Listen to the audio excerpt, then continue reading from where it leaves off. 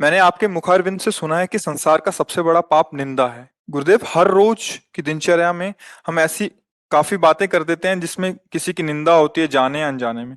ऐसी चर्चा के भागीदार बन जाते हैं। वास्तव में निंदा का क्या तभी अर्थ तो है महाराज जी? तभी तो हृदय हमारा साधन करने पर भी आनंद का अनुभव नहीं होने दे रहा।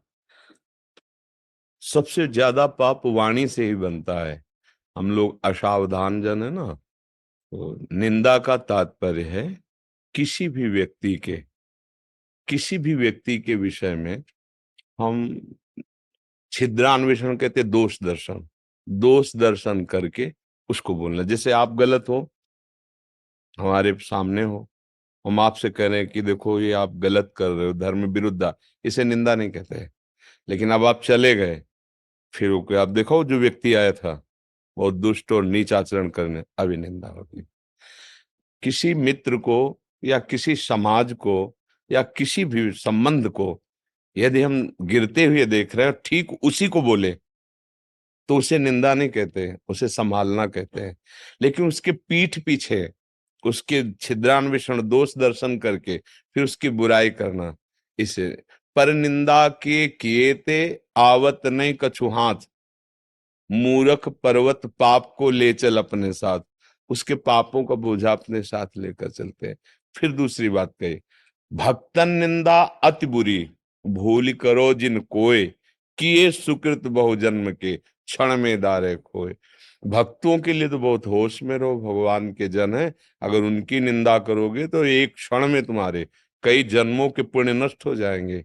जो अपराध भक्त कर करे, राम रोष पावक सो जरे। जैसे अब भक्त अपने लोग तो बनते हैं, सत्संग सुना, गुरुजनों की बातें सुनी तो चल दिए। अब गंदे अभ्यास हैं तो आज ही तो नहीं छूट जाएंगे ना, धीरे धीरे छूटेंगे।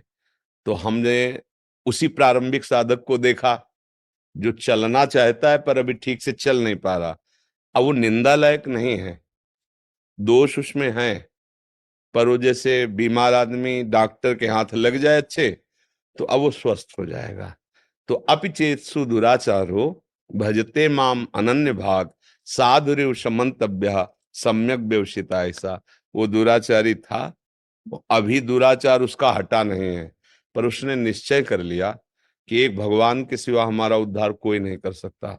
भगवान कहते अब मैं उसे साधु बनाऊंगा, आज्ञा करता हूं, मानो वो साधु है।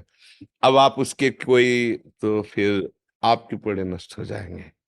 दूसरी बात, सिद्धांत में तात सुनहु मायाकृत गुण और दोष अनेक, गुण या उभय न देखी देखी स्वाविवेक।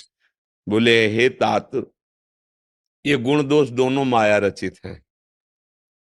उत्तम गुण तो ये है कि न किसी के गुण देखे, न द्वेष देखे, दोष देखे, सब में भगवान को देखे, सब प्रभु भी।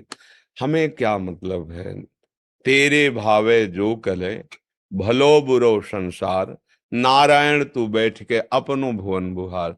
जब हमारे नेत्र ठीक हो जाएंगे तो कोई बुरा दिखाई ही नहीं देगा। जड़ चेतन जग जीव जत सकल राम में जा, सिय राम में सब जग जानी है, सर्वत्र अपने आराध्य देव। तो हमें वाणी को तो वाणी से बहुत बड़ा अपराध बन जाता है। शरीर से अपराध तो लोग सावधान ही, प्राय जो असावधान है उनकी तो चर्चा ही नहीं है। पर वाणी से तो बड़े बड़ों से बन जाता है, जो अपने को अपने लोग परमार्थ के पथिक कहते हैं। तो कंचन तजना सहज है, सहज तिया का नेह, मान बड़ाई ईर्ष्या, दुर्लभ तजना ए।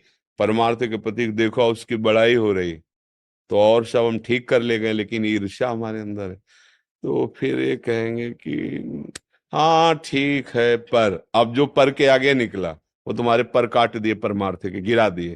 तो इसमें सावधान रहना चाहिए। सब अपने अपने गुण धर्म के अनुसार बर्ताव कर रहे हैं, हमें कहीं बुरा दिखाई दे रहा है तो हमारा मित्र है, तुम उसे समझा देते हैं। नहीं मानता है तो भगवान से प्रार्थना करते हैं, हे भगवान आप इसकी बुद्धि को शुद्ध कर दो। नाथ है, हमारा मित्र है, हमारे परिवार का है, हमारे देश का है, हमारा पड़ोसी, जो भी भाव रख करके अगर इस कोटि का भाव है तो उत्तम। और इससे भी उत्तम भाव कि नाथ आप ही इन रूपों में विराजमान कर अब मेरे अंदर भ्रम नहीं कर सकते कि आप बुरे हो, आप ही हो प्रभु, आपका ये माया खेल है नाथ, आप ही सब में, अब कोई निंदा की गुंजाइश नहीं रही। पर वो बहुत ऊंची बात है, ये बात तो समझ सकते हैं ना कि प्रभु आप इसकी बुद्धि शुद्ध कर दो तो आपका गुणगान करने लगे, अच्छे आचरण करने लगे। हम निंदा करेंगे तो उसका भी भला नहीं होगा, हमारा भी भला नहीं होगा, और दोष द्वेष ये हो जाएगा, तो फिर बात बनेगी नहीं। समझ पा रहे हैं आप?